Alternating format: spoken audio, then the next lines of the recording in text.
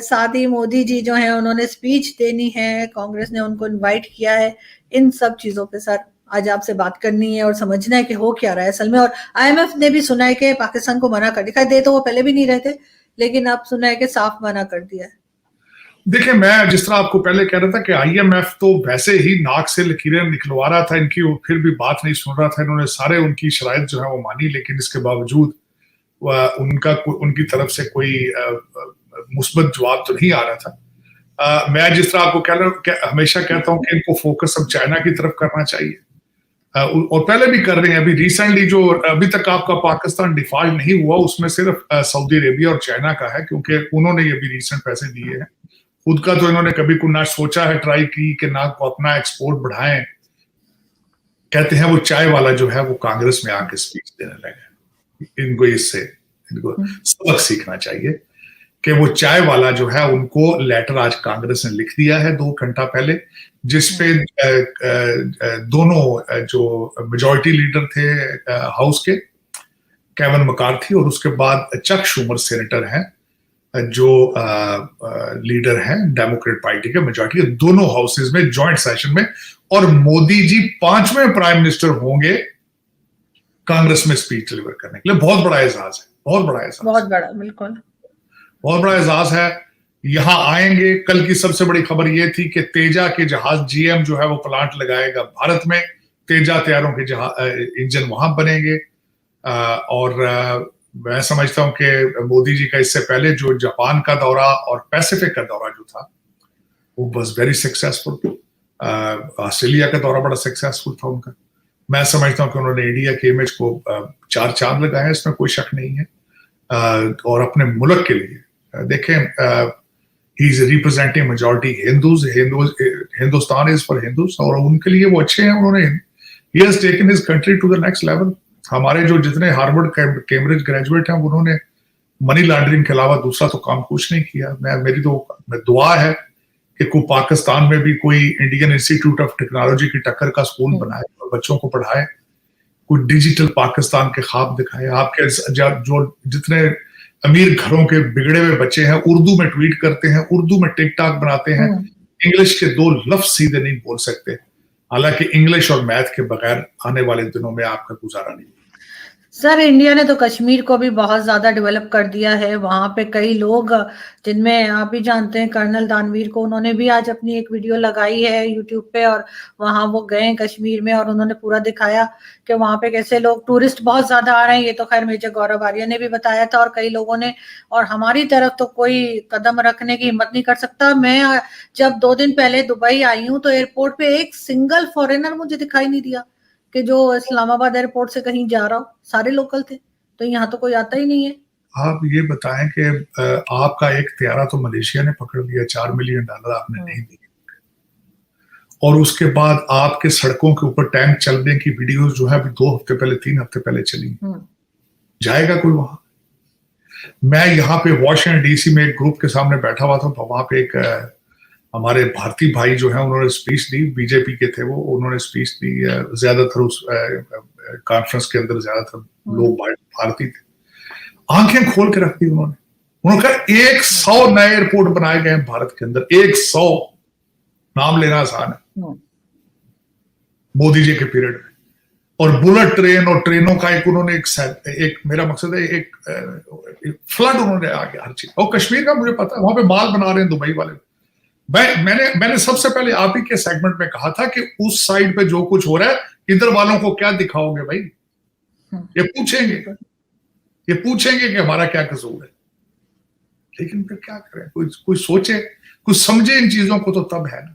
कौमियत के बगैर कौमें सर्वाइव नहीं कर पाती। मैं बहुत अरसे से चीख रहा हूं आरज़ू, लेकिन सुनने वाले फिर ना समझे तो मैं इसमें क्या कह सकता।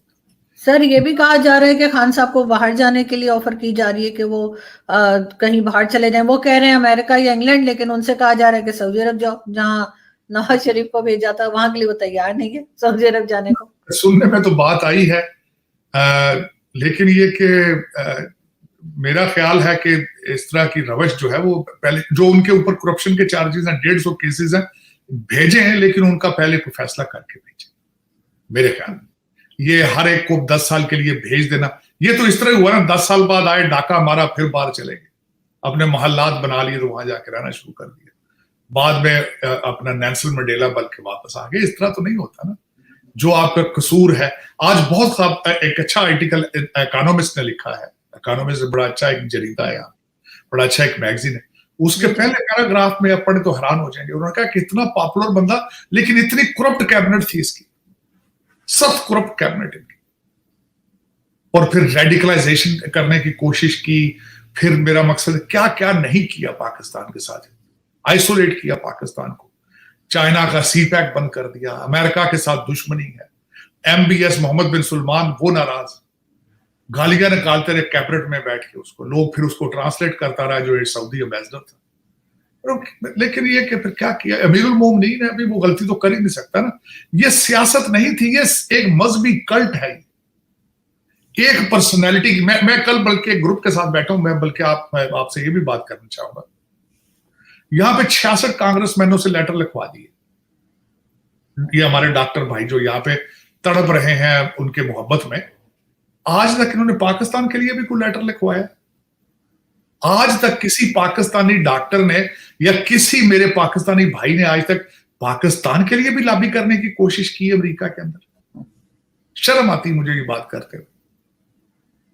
अब ये फड़कते फिर रहे हैं कि हाय हाय हमारा इमरान, हाय मिस्टर हैंडसम, हाय मिस्टर हैंडसम। कोई शर्म ही नहीं।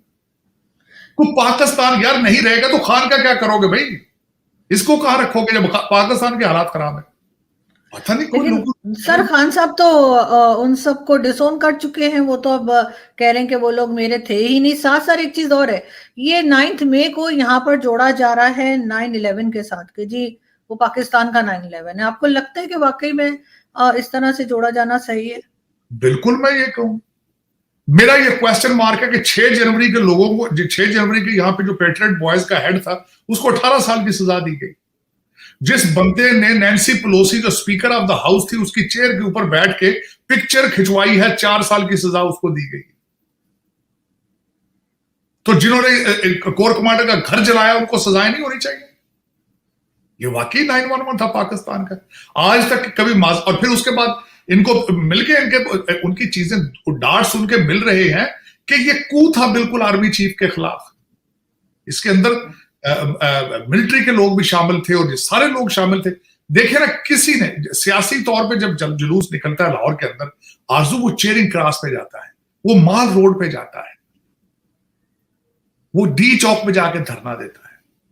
ये तो टारगेटेड जाके तो उन्होंने सारी मिलिट्री के गए, तो किसी सिविलियन बिल्डिंग को उन्होंने हाथ नहीं लगाया, बल्कि जो एक प्लाजा भी जलाया वो भी अस्करी वालों का था भाई। कहते हैं कि बाजवा साहब का प्लाजा है, इनको सारी पता थी चीजें। फिर वो देखे कोड वर्ड में मुराद सईद साहब की वो ऑडियो आ चुकी जिसमें उन्होंने कहा कि हाँ भी आपको कहा था, वो फला जगह कोड वर्ड्स में बात करके वो सामने सुन रहे हैं। खान साहब इस्लामाबाद से निकल के जब जा रहे थे तो उस वक्त गाड़ी में बैठ के यही कह रहे थे कि हकीक आजादी छीन के ली जाती है, मुझे अरेस्ट कर लिया गया तो निकलो, बाहर निकलो, ये कर देंगे, कंटेनर हटा दो। ये लेकिन सर इनकी भी एक दो जो MNA वगैरह भी रही हैं, कमल शौजेब जो कि इमरान खान ने MNA भी बनाई थी, वो उनकी भी ऑडियो आई थी कि जो लोगों को बता रही थी कि GHQ जाना है, कहाँ जाना है, मगर वो तो कहीं स्विट्जरलैंड वगैरह भाग गई और इसी तरह से इनके लोग भाग गए। आम जो बेचारे थे वही रह गए पाकिस्तान में जो पकड़े गए। हाँ देखिए, लेकिन आरजू जब तक सजा इनको नहीं देंगे आगे फिर ये कोर कमांडरों के घरों को जलाया जाता रहेगा। ये एक सिलसिला फिर रुकेगा नहीं। इसके ये अदालतें तो फेल हो चुकी हैं, इसमें तो कोई शक नहीं, सारी दुनिया को पता है अदालतें फेल नहीं होती। वो तो ऐसी जमानतों की उन्होंने किस्में निकाली हैं जो मैंने कानून में आज तक पढ़ी ही नहीं है। कहते आने वाले जुर्म है उनमें भी जमानत है। मैं हैरान हूं, इस तरह की जमानत तो सुनी ही नहीं थी कहीं। भाई जुर्म करने से पहले ही जमानत दे दी तुम्हें, जज को ख्वाब आ गया ये कौन सा जुर्म करेगा, ये पता नहीं क्या लोग हैं। हर इंस्टीट्यूशन फेल है, हर बंदे तबाही की तरफ है, कोई मेरे समझ से बाहर है। लेकिन सर अब ये इकोनॉमी का क्या करेंगे? वैसे तो खैर इन्होंने कभी डॉलर ऊपर चला जाता है, कभी 2-4 दिन के बाद फिर 10-11 रुपए कम हो जाता है, ये चीज तो चल रही है। लेकिन अब ये IMF भी नहीं है, दूसरी चीजें भी नहीं है, ये मुल्क को चलाएंगे कैसे? कोई तरीका है? दूसरा, नवाज शरीफ साहब वापस नहीं आ रहे अभी तक। देखिए चलाएंगे किस तरह, ये चल थोड़ी रहा है मुल्क, इसको कौन कहता है ये चल रहा है? अभी भी तो रुका पड़ा। मेरे ख्याल में तो बैंकरप्ट ही हो चुके हैं, डिफॉल्ट ही आप कर चुके हैं। जब 9,000 कंटेनर आपका कराची पोर्ट पे गल सड़ जाए तो आपको बैंक्रप्सी है वो, और क्या है। नवाज शरीफ साहब आएंगे, खैर उसकी वजह यह है कि जो कानून ने बनाया है कि सोयो मोटो जो एक्शन है उसके डिसीजन के ऊपर उसको उस पर अपील हो सकती है, वो तो आएंगे, वो तो चल रही है बात। वो थोड़ी डस्ट सेटल हो तो वो प्लान तो उनका यही है कि वो आएंगे, ये जाएंगे तो फिर इलेक्शन हो जाएगा, और साथ एक फॉरवर्ड ब्लॉक बनेगा, नए खत्म नहीं होंगे, फॉरवर्ड ब्लॉक बनेगा, मखलूत गवर्नमेंट बनेगी टूटी फूटी सी, एक दूसरे से लड़ते रहेंगे, पाकिस्तान की तरक्की उसमें भी नहीं होगी। ये आपको मैं बता दूं, आपके आने वाले इलेक्शन के अंदर मखलूत गवर्नमेंट बनेगी, यही जिस तरह पीडीएम को बस इसमें एक दो पार्टियां इसमें ही कर लें, 20-25 20 एमएनए इसमें ऐड कर लें आप पीटीआई हकीकी के, और पीडीएम यही बनेगी आगे, और लड़ते रह करेंगे आपस में, मिनिस्ट्रियां बांट लेंगे, बस खाते पीते रहेंगे, और क्या करना है। कोई सीरियस तो है नहीं है पाकिस्तान चलाने में। सर मिफ्ता इस्माइल साहब बेहतर नहीं थे इसाक डार साहब से? वो तो उनसे बेहतर ही काम कर रहे थे, मच बेटर थे। मैं बहुत इंप्रेस हूं मिफ्ता इस्माइल से, बल्कि उनसे कल क्वेश्चन किया गया है कि आईएमएफ ने जवाब दे दिया तो क्या बनेगा, पाकिस्तान डिफॉल्ट होगा। उन्होंने कहा इस क्वार्टर में नहीं जाए, लेकिन चांसेस है अगले क्वार्टर के अंदर, क्योंकि अभी 4 बिलियन के करीब अभी आपके फॉरेन रिजर्व मौजूद हैं, लेकिन किस्तें आपकी ड्यू हैं। लेकिन अगर आपको बाहर से पैसा ना आया तो अगले क्वार्टर में, ये मिफ्ता इस्माइल साहब कल इंटरव्यू में कह रहे थे, मिफ्ता इस्माइल साहब was a much better finance minister. लेकिन रिश्तेदारी भी तो देखनी होती है ना। या आपको मैंने क्या कहा था आरजू, दुख पाकिस्तान के साले बहनोई की गेम, चाहे अदालतें हो, चाहे ब्यूरोक्रेसी हो, चाहे एस्टेब्लिशमेंट फौज हो, साला बहनोई है बस। वो ये भी साले बहनोई समझती है। फिर रिश्तेदारी पे इंटेलेक्ट को भी अकल तो नहीं देखी जाती ना, रिश्तेदारी देखी जाती। रिश्तेदारियां ही मार गई हैं पाकिस्तान को, फिर क्या करें। पाकिस्तान तो खैर आरजू आपने बनाया ही नहीं है। मैं ये कह रहा हूं आप बाहर आई भी हैं, कहीं से कोई 2-3 मन नेशनलिज्म मिलता तो प्लीज पाकिस्तान ले जाती है, 2-3 बैग ले जाए भर के, और नेशनल असेंबली के सामने जाके ना इनको दे। बिल्कुल सर, यहाँ सर इंडियंस मिलते हैं मुझे अक्सर। मैं शारजा गई थी तो वो भी जो गाड़ी जो चला रहे थे वो भी इंडियन थे, केरला से थे, और वो इतनी तरक्की, इतनी डेवलपमेंट्स, एयरपोर्ट्स के बारे में बता रहे थे केरला में कि हम तो सोच भी नहीं सकते। और उसके बाद सर हम कुछ सीखने को तैयार ही नहीं है भारत से, क्यों नहीं, वो तो हमारा दुश्मन है। दर हकीकत जब नफरतों में आप इतने गुम हो जाए, नफरत की एक्सट्रीम में जाए, तो आपके दिमाग के दरवाजे बंद हो जाते हैं, फिर आप तरक्की नहीं कर सकते, नफरत ही कर सकते हैं। और 76 साल से नफरतें ही, और उधर से भी हैं लेकिन इधर से भी कोई, दोनों साइडों से। हालांकि मैं मुसलसल ये कहता हूं कि, और मेरा इस चीज पे बिल्कुल, मैं तो भाई यहाँ अमेरिका में मैं तो रहता ही इंडियंस के साथ हूँ ना। मेरे तो सरदार जो है वो बिजनेस पार्टनर, मैं फिर बिजनेस पार्टनर लफ्ज भी बड़ा छोटा उनके लिए कहूँ, मेरा तो छोटा भाई है वो, और मैं तो रहता इनके साथ हूँ। आज तक मुझे तो फील नहीं हुआ कि हम डिफरेंट, हमारा डीएनए एक है, सोचें एक है, खाना पीना एक है। मैं बिल्कुल मैं कई दफा सोचता हूँ स्पिरिचुअली अटैच विद देम, मेरे वो भाइयों से आगे है, उसकी सारी फैमिली, और इस तरह मेरे बहुत दोस्त हैं, बहुत ज्यादा दोस्त हैं मेरे। आज तक मुझे तो फील नहीं हुआ कि वी आर डिफरेंट पीपल। और इसी तरह मुझे याद आता है कि मेरा grandfather used to tell me कि ये 1947 में हुआ है, ये बॉर्डर सॉफ्ट हो जाएगा, लोगों ने वापस आ जाना है, हम सदियों से इकट्ठे रह रहे हैं, किस तरह हो सकता है कि वो उधर गए तो वो वहीं रह जाएंगे। लेकिन मेरा ख्याल है इसमें पूरे रीजन की, भारत और पाकिस्तान दोनों में भलाई तो यही है कि कदूरतें खत्म करें, बॉर्डर सॉफ्ट करें, और सुख और शांति के साथ रहने का कुछ बंदोबस्त करें। वरना ये हालात, अब मेरे जैसे कई लोग हैं तंग आ चुके हैं ज़हनी तौर पे नफरतों के, सुन के इधर है उधर है। ये सारे मजहब अच्छे हैं मेरे ख्याल में, अगर उनमें से अच्छाई ढूंढने की कोशिश की जाए। मेरी एक बॉटम लाइन होती है हमेशा आरजू, अगर आप किसी दूसरे इंसान से मोहब्बत प्यार करने की सलाहियत नहीं रखते, रिगार्डलेस जो कुछ भी हैं आप जीरो है। क्योंकि हर मजहब प्यार और इज्जत का सबक देता है।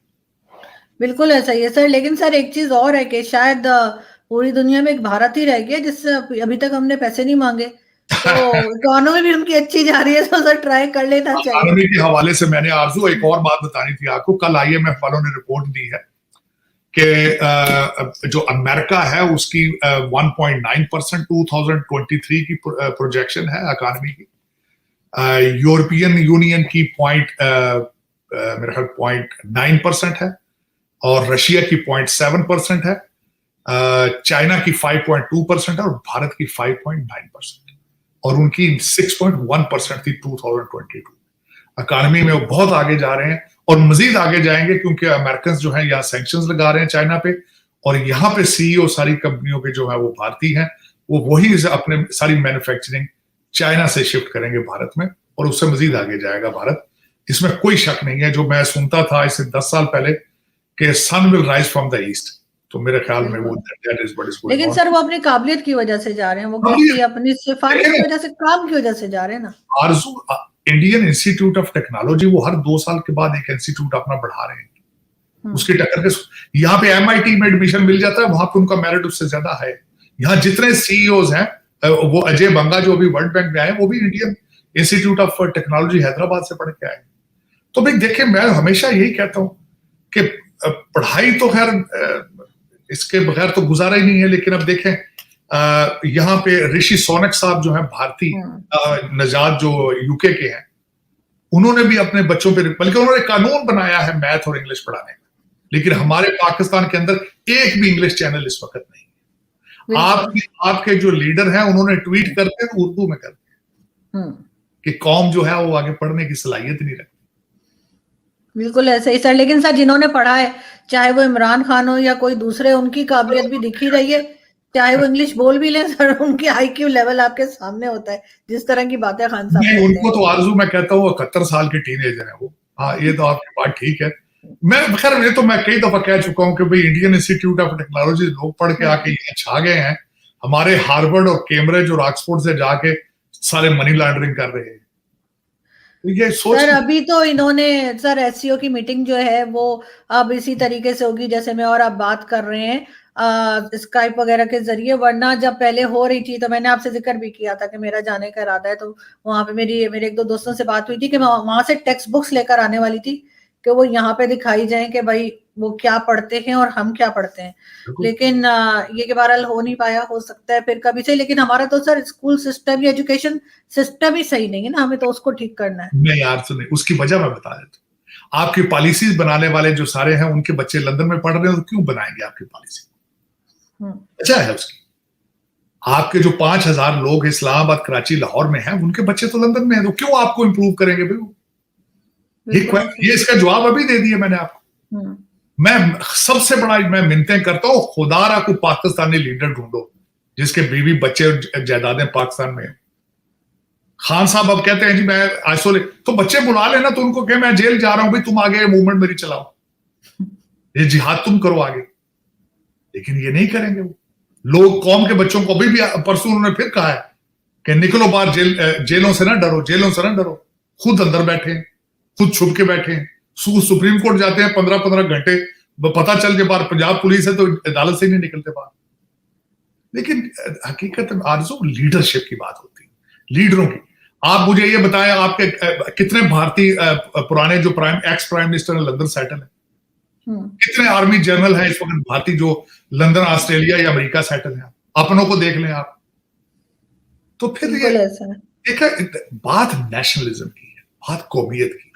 जब आपने पाकिस्तान बनाया ही नहीं, आपने लोगों को धोखा दिया है 1947, तो फिर आप तरक्की कहां से करेंगे? बददुआएं ली आपने लोगों की, बददुआएं। मैं तो जब ये बात करता हूं मुझे आप पे तरस आता है आरज़ू, आपके एंसेस्टर्स इलाहाबाद से किस तरह आए हैं? 2 कपड़ों के जोड़ों में उठ के आ गए, 2 कपड़ों के जोड़ों। आज वो देखें जो पाकिस्तान, तो वो रोएंगे नहीं, तो और क्या करेंगे? तो ये बस क्या करें, बददुआएं हैं उनकी, और तो कुछ नहीं। लेकिन मैं तो 2 नेशन थ्योरी को ही नहीं मानती, मुझे तो लोग शायद गद्दार बोले